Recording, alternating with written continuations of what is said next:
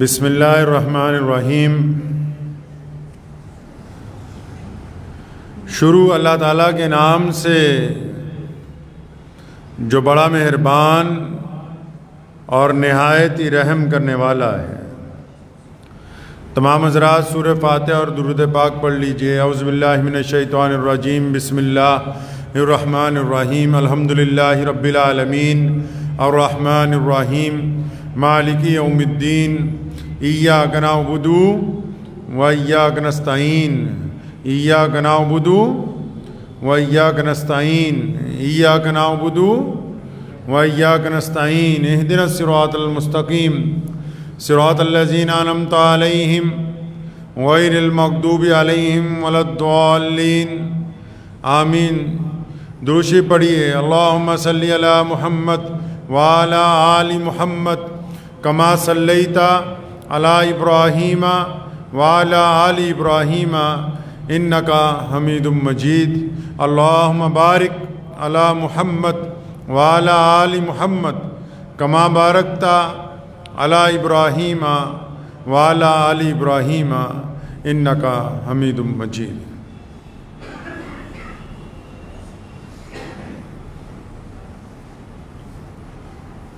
ہزار جدت ترازیوں کے مزاج بدلا کرے زمانہ،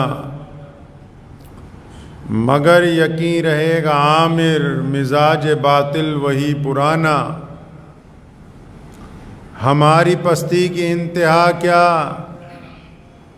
ہماری ذلت کا کیا ٹھکانہ،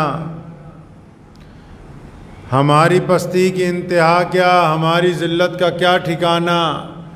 گناہ تو پھر گناہ ٹھہرے عبادتیں بھی مجرمانہ، گناہ تو پھر گناہ ٹھہرے عبادتیں بھی مجرمانہ۔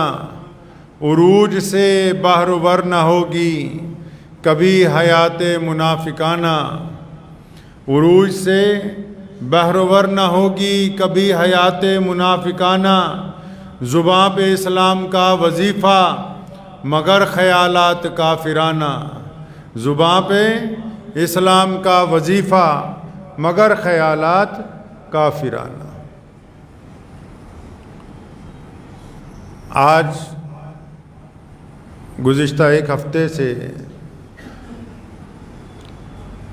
ملک کے متعدد درد مند مسلمان لیڈران، جن میں ہمارے اکابر علماء حضرات بھی شامل ہیں اور نیک ہمدرد مسلمان قائدین بھی شامل ہیں، ان کی طرف سے میڈیا کے ذریعے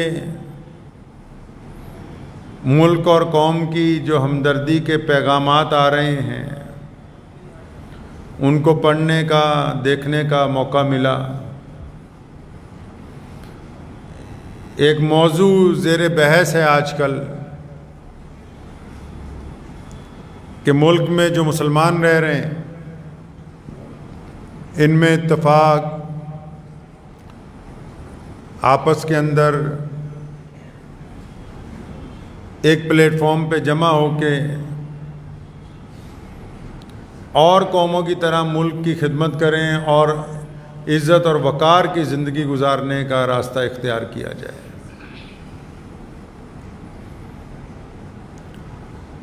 بہت سارے لوگوں کی باتیں سنی، کچھ جگہ سے دعوت نامے مجھے بھی آئے تھے کہ آپ ان پروگراموں میں شریک ہوں، لیکن میں حرمین شریفین کے سفر کی وجہ سے وہاں جا نہیں سکا۔ تو بڑے بڑے اکابر حضرات اور بڑے بڑے مسلمان لیڈران کی جو اس ہفتے میں باتیں میں نے سنی ہیں، تو بظاہر تو ایسا محسوس ہوتا ہے کہ یہ سب چاہتے ہیں کہ سرکار اور مسلمانوں کے تعلقات بڑے اچھے ہوں، خوشگوار ہوں، اور ملک میں امن، آپسی بھائی چارہ، پیار اور محبت کی فضا جو ہے وہ عام کی جائے، ہر ایک بندہ عزت اور وقار کے ساتھ زندگی گزارے. بظاہر تو ان کی باتیں ایسی ہی لگتی ہیں، لیکن بہت سارے درمیان میں ایسے ہیں کہ ان کی ظاہری باتیں اور باطنی باتیں دونوں آپس میں میل نہیں کھاتی. یہ بات ٹھیک ہے کہ سب یہ کہہ رہے ہیں کہ اتفاق ہونا چاہیے، پیار ہونا چاہیے، محبت ہونا چاہیے، اور اپنا اپنا فارمولہ جو ہے وہ پیش کر رہے ہیں. اور مزے کی بات تو یہ ہے کہ سارے کہہ رہے ہیں کہ ہم اتفاق کے علمبردار ہیں، ہم اخوت کے علمبردار ہیں، ہم چاہتے ہیں کہ آپس میں بھائی چارہ ہو، محبت ہو. کمال کی بات یہ ہے کہ یہ جتنے مسلمانوں کے لیڈر ہیں بار بار کہتے ہیں بھی ہم چاہتے ہیں کہ مسلمان ایک پلیٹ فارم پہ آؤں، لیکن ان کا کردار یہ نہیں بات کرتا ہے.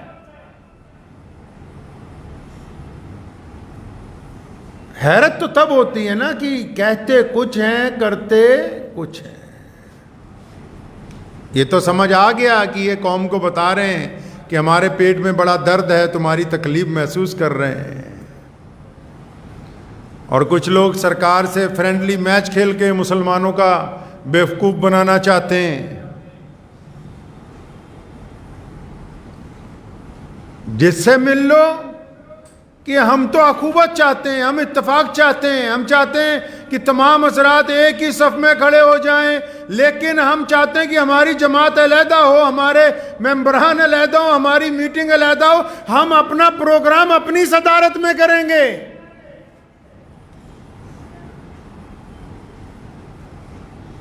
کہتے یہ ہیں کہ ہم اسلامی طریقے طرز پر چل کے آپس میں اتفاق کے علمبردار ہیں، آپسی بھائی چارے کے علمبردار ہیں. ہم تو چاہتے ہیں کہ نفرتیں ختم ہو کے محبتیں عام ہو جائیں، لیکن اپنی اپنی ڈپلی بجائیں گے. بار بار شور مچاتے ہیں. عجیب، مجھے اس لیے آج بار بار علامہ عامر عثمانی رحمۃ اللہ علیہ یاد آئے. انہوں نے کہا ہے نا کہ عروج سے بحر و بر نہ ہوگی کبھی حیات منافقانہ، زباں پہ اسلام کا وظیفہ مگر خیالات کافرانہ.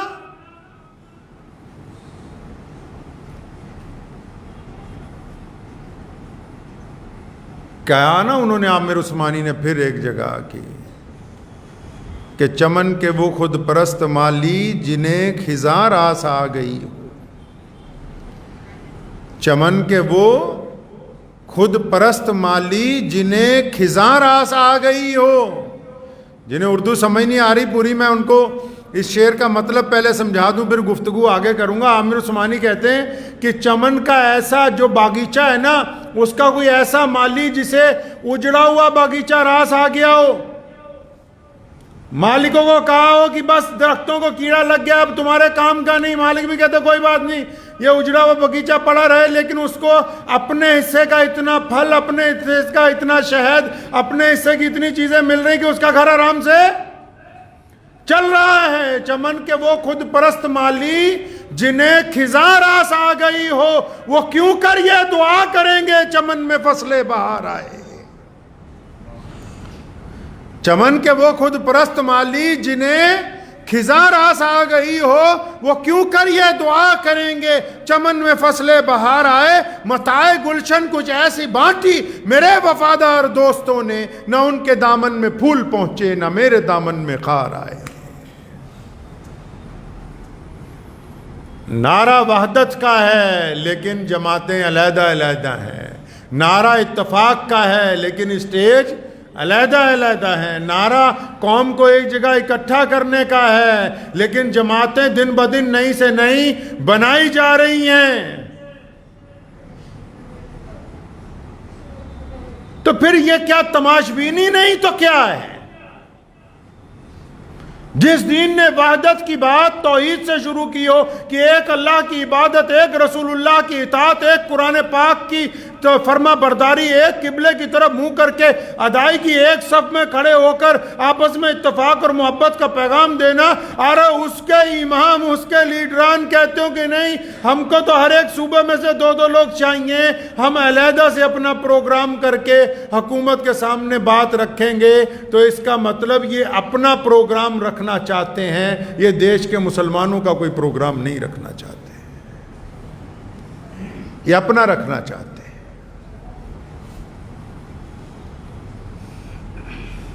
سب کا ایک ہی بات ہے کہنے کی، میں اکثر ایک بات کہا کرتا ہوں، آج کا تو بیان ہی صرف مسلمان لیڈران اور وہ ان مولویوں کے نام ہے جو کہتے ہیں کہ ہم مسلمانوں کے لیڈر بن گئے ہیں، جنہوں نے ٹھیکے پہ لے لیا ہمیں 1947 کے بعد، ہمارا ٹھیکہ ہی انہوں نے لے لیا پکا کہ سرکار کوئی بھی آئے بس ہم نے پیٹنٹ کرا لیے ہیں مسلمان اپنے نام۔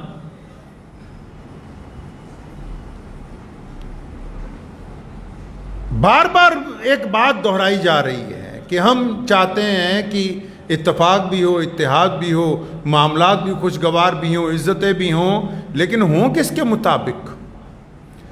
نماز کس کے مطابق پڑھی جائے گی؟ قرآن پاک اگر پڑھا جاتا ہے تو اس کا لب و لہجہ کیسا ہونا چاہیے؟ زکوٰۃ اگر دینی ہے تو اس کا معیار کون طے کرے گا کتنی ہونی چاہیے؟ حج اگر ادا کرنا اس کے ارکان کون طے کرے گا کہ حج کے اندر کون سے ارکان ہونے چاہیے؟ اگر یہ ساری باتیں صرف محمد رسول اللہ صلی اللہ علیہ وسلم طے کرتے ہیں تو پھر ہمیں میدان سیاست میں اہل ایمان کو کیسا چلنا ہے یہ بھی محمد رسول اللہ صلی اللہ علیہ وسلم ہی طے کریں گے۔ یہ بھی اللہ کا قرآن اور محمد رسول اللہ صلی اللہ علیہ وسلم کا فرمان طے کرے گا۔ 3 طبقے ہیں ہمارے یہاں۔ پہلا طبقہ دیندار لوگوں کا ہے، اللہ والوں کا ہے، بڑے بڑے بزرگوں کا، جن کا اپنے پروگراموں میں بار بار یہ کہنا ہے کہ ہم دیندار نہیں رہے اس لیے عزت ہمارے ہاتھ سے نکل گئی، ہم دیندار نہیں رہے، ہم اسلام کے پابند نہیں رہے، عزت ہمارے ہاتھ سے نکل گئی، پریشان ہیں ہم۔ اچھا جی، تو ہم دیندار بن جاتے ہیں۔ اب دیندار جب بن جاتے ہیں اچھی طرح تو باہر جب مسئلہ ہوتا ہے مسجد سے کوئی تو یہ دیندار طبقہ کہتا ہے بھئی میں تو نہیں جاؤں گا وہاں۔ تو بھئی تم تو کہہ رہے تھے کہ اگر مکمل دیندار بن جائیں گے تو بڑے عزت والے بن جائیں گے، ہر معاملہ درست ہو جائے گا۔ یہ کیا بات ہوئی کہ باہر اگر ذرا سا کوئی مسئلہ ہو گیا تو تم کہتے ہو کہ نہیں اب میرا کام نہیں ہے، میں تو بس تمہیں تسبیحات بتا سکتا تھا، چلہ لگوا سکتا تھا، تمہارا سر پہ ہاتھ پھیر کے دعائیں دے سکتا تھا۔ اچھا آپ تو کہتے تھے کہ اگر دیندار بن جائیں گے تو بڑی عزت اور شان و شوکت ہو جائے گی، لیکن پتہ لگا کہ جب پورا وقت ہی دین کے اندر لگا دیا تو جب باہر نکلے تو پھر کسی اعلیٰ افسر سے بات کرنے کی بھی جرت ان میں نظر نہیں آئی۔ دوسرا طبقہ مسلمان دانشوروں کا، چاہے وہ علی گڑھ کے ہوں، چاہے جامعہ ملیہ اسلامیہ کے ہوں، چاہے وہ لکھنؤ کے ہوں، جن کا یہ رونا ہے پچھلے 70 سال سے کہ اعلیٰ تعلیم ہونی چاہیے، اعلیٰ تعلیم، ہم پڑھے لکھے نہیں ہیں اس لیے سماج سے پچھڑ گئے، ہمارے کے اندر تعلیم کی کمی ہے، ہماری قوم میں ہم معاشرے سے پچھڑ گئے ہیں۔ کوئی پروگرام دیکھ لو ان کا، بس ان کو اس بات پہ غرور ہے کہ ہم بہت پڑھے لکھے ہیں، لیکن سماج پڑھا لکھا نہیں رہا، ہم ان کو پڑھا لکھا بنا۔ اچھا بھائی پڑھ لکھ جاتے ہیں، بتاؤ کیا کرنا ہے؟ ارے نہیں آپ پڑھیے لکھیے، IAS بنیے، IPS بنیے، بن گئے جناب، آپ نے جو کہا ہم نے اس میدان کے اندر بے شمار لاکھوں بچے اپنے لگا دیے، جن کو تعلیم یافتہ بنایا، ڈاکٹر بنایا، انجینئر بنایا، بالکل LLM کر کے ججوں کی کرسیوں پہ بٹھا دیا، افسران بڑے بڑے بنا دیے۔ تو پھر انہوں نے قوم کا کیا سنوارا؟ جب یہ سب کچھ بن گئے تو کہنے لگے نہیں جی ہم تو اپنے منترالیہ کے جو منتری صاحب ہیں ان کے ادھین ہیں، ہم آپ کی کچھ کھل کے مدد نہیں کر سکتے۔ تو پتہ لگا یہ دوسرا طبقہ جو رونا روتا تھا یہ بھی یہ جو ہمیں سمجھا رہا تھا کہ تم پورا وقت ہی پڑھائی میں لگا دو گے تو پھر تمہیں عزت مل جائے گی، لیکن نہیں، جب یہ بھی پڑھ کے کسی بڑی کرسی پہ بیٹھے تو یہ کسی کے ماتحت ہو گئے، عزت پھر نہیں دلوا سکے۔ تیسرا طبقہ مسلمان بیپاریوں کا ہے، وہ جو بڑے انڈسٹریلسٹ ہیں، اچھے ہیں، ان کو بولو جی، ان کا بھی اپنے جو ان کے پروگرام ہوتے ہیں ان کا رونا ہے، ارے یار یہ کام ہی نہیں کرتے، نٹھلے، یہ محنت ہی نہیں کرتے، یہ تو کاروبار بہترین کریں، کاروبار بہترین کریں۔ اچھا جی تم نے یہ رونا لگایا تو ہم نے کاروبار کے اندر کام کیا، اور ماشاءاللہ پوری دنیا کی انڈسٹری میں آج مسلمانوں کا حصہ سب سے زیادہ ہے، پورے ورلڈ کی انڈسٹری میں۔ اس ملک میں بھی ہاتھ سے کام کرنے والے سب سے زیادہ محنتی لوگ جو ہیں وہ اہل ایمان میں سے ہیں۔ تم نے کہا جی کام کرو، خوب کام کیا، بڑی بڑیاں کمپنیاں لگا دیں، ملک کی بڑی کمپنیوں میں آپ لسٹ پر نکال لیجئے کتنے ماشاءاللہ بہترین مسلمان موجود ہیں۔ تو پھر کیا ہوا؟ جب یہاں پھر قوم کی بات آئی تو انہوں نے کہا نہیں جی ہم کیونکہ بیوپاری ہیں اس لیے ہم تمہارے سیاسی معاملات میں دخل نہیں دے سکتے۔ تینوں اپنی اپنی جگہ ناکام ہیں۔ کیوں ناکام ہیں؟ کیونکہ یہ تینوں اپنے اپنے مزاج کے مطابق قوم کو چلانا چاہتے ہیں۔ قوم جو ہے، قوم مذہب سے ہے، مذہب جو نہیں، کچھ بھی نہیں، ربطے باہم جو نہیں، محفل انجم بھی نہیں۔ قرآن پاک نے کہا وَاعْتَصِمُوا بِحَبْلِ اللَّهِ جَمِيعًا، فرمایا اللہ کی رسی کو مضبوطی سے پکڑ لو۔ انہوں نے کہا ہاں جی پکڑ لی ہے، 5 وقت نماز پڑھنے سے ہم نے پکڑ لی ہے۔ انہوں نے کہا ہاں بالکل، ہم نے تعلیم کے ذریعے، اقرا بسمی کے ذریعے ہم نے رسی پکڑ لی ہے۔ انہوں نے کہا ہاں بالکل، ہم نے کاروبار کے ذریعے اللہ کی رسی کو پکڑ لی ہے، بس یہیں سے پکڑ لی، آگے نہیں سنا اللہ کیا چاہتے ہیں۔ اللہ نے فرمایا وَلَا تَفَرَّقُوا، کہ آپس میں لڑو نہیں، آپس میں جھگڑو نہیں، آپس میں نا اتفاقی نہ کرو۔ یہ کہتے ہیں تینوں طبقے کی رسی تو اللہ کی پکڑیں گے لیکن آپس میں ملیں گے نہیں۔ یہ ان کی بنیادی پریشانی ہے۔ ملک کی کوئی بھی حکومت ہو، میں بڑی ذمہ داری کے ساتھ کہتا ہوں، حکومت کوئی بھی ہو، جب بھی کسی قوم کے رہنما، کسی قوم کے لیڈر، کسی قوم کا قائد، کسی قوم کے ممبر پارلیمنٹ ایمانداری، دیانتداری کے ساتھ اپنا مفاد ایک طرف رکھ کے اپنے ملک اور قوم کے لیے جب اس سرکار کے بڑے کے پاس جائیں گے تو وہ بالکل ان کی بات سنے گا، لیکن یہ جانا نہیں چاہتے، یہ جانا نہیں چاہتے۔ یہ بس جو بات علامہ عامر عثمانی نے نہیں نا چمن کے وہ خود پرست مان لی، جنہیں خزاں راس آ گئی ہو وہ کیوں کر یہ دعا کریں گے چمن میں فصل بہار آئے۔ حکومتوں کا جو مزاج ہوتا ہے وہ اس کو جنتا طے کرتی ہے، لوگ طے کرتے ہیں۔ حکومتیں ہمیشہ عوام کے ساتھ چلا کرتی ہیں۔ اب جو عوامی متفق نہ ہو، جن کے قائدین ہی متفق نہ ہو، وہ کیا اپنی دکھ تکلیف بتا سکتے ہیں حکومت کو جا کے؟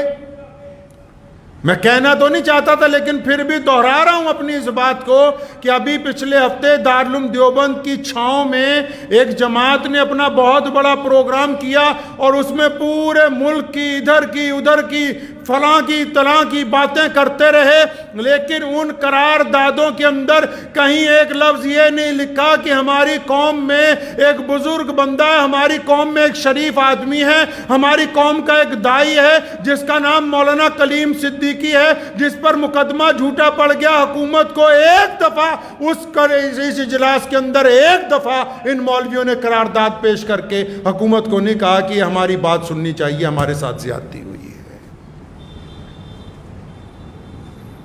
لیکن دعویٰ ہے کہ ہم ہمدرد ہیں قوم کے، یہ دعویٰ لیکن پورا رکھیے گا، اور آپ بھی ماشاءاللہ ان سے سر پہ ہاتھ پھرواتے رہیں، 500 کے نوٹ مصحفوں میں دیتے رہیے، ہٹیے گا نہیں۔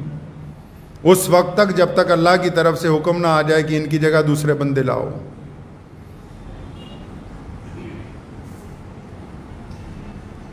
قائد وہ ہوتا ہے جو اہل اقتدار کے سامنے، جو حکمرانوں کے سامنے اپنی قوم کے دکھ درد کو رکھ سکے۔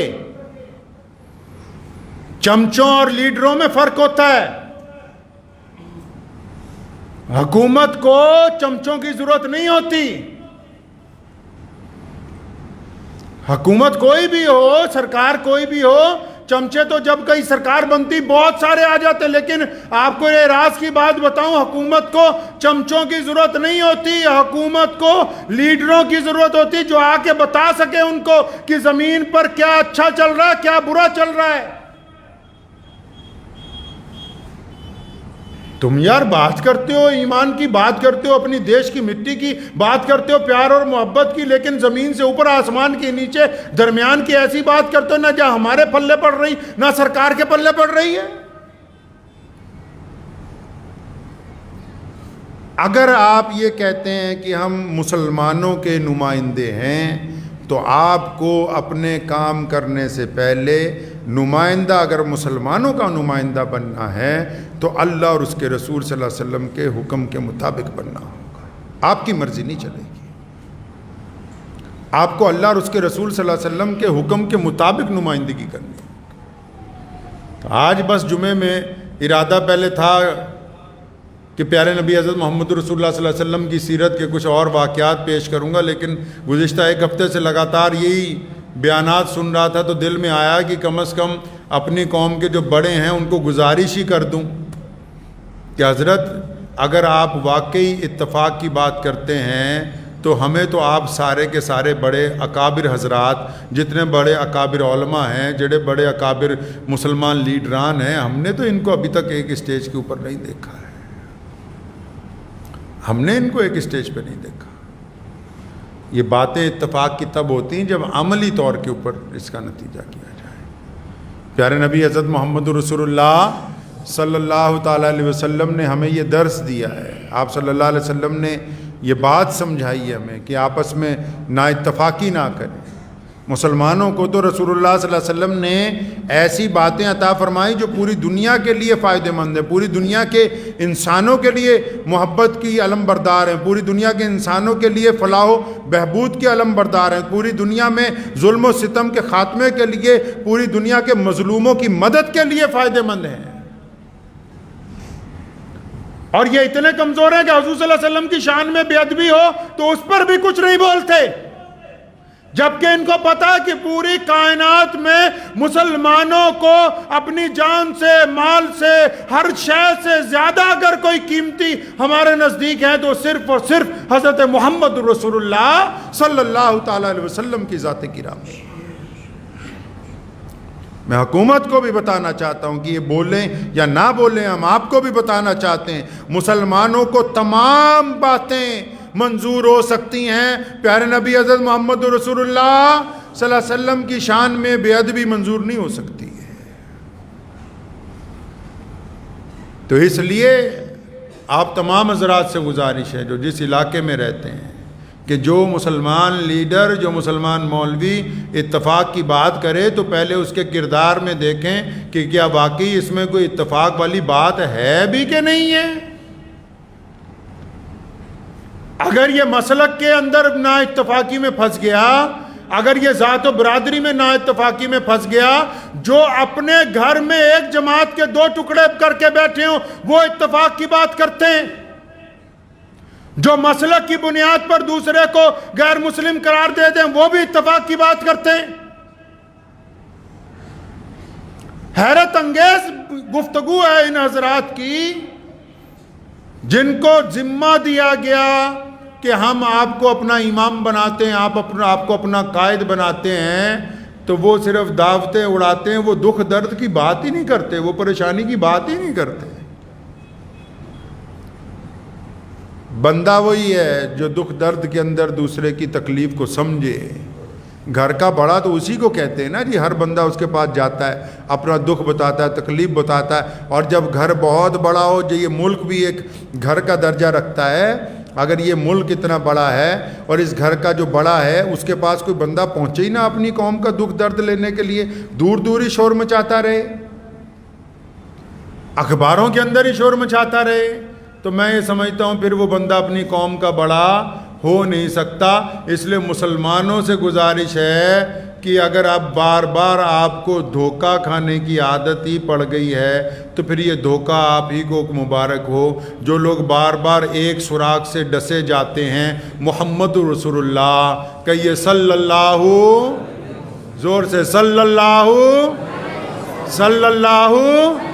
بڑی پیاری بات ہے جو آپ کو بتانے لگا ہوں، محمد رسول اللہ صلی اللہ علیہ وسلم نے فرمایا جو ایک سوراخ سے، سوراخ ایک ہے نا، جو ایک سوراخ سے بار بار ڈسا جاتا ہو وہ ایمان والا ہو نہیں سکتا۔ دعا کیجئے اللہ تعالیٰ مجھے بھی آپ سب کو ان باتوں پہ عمل کی توفیق عطا فرمائے۔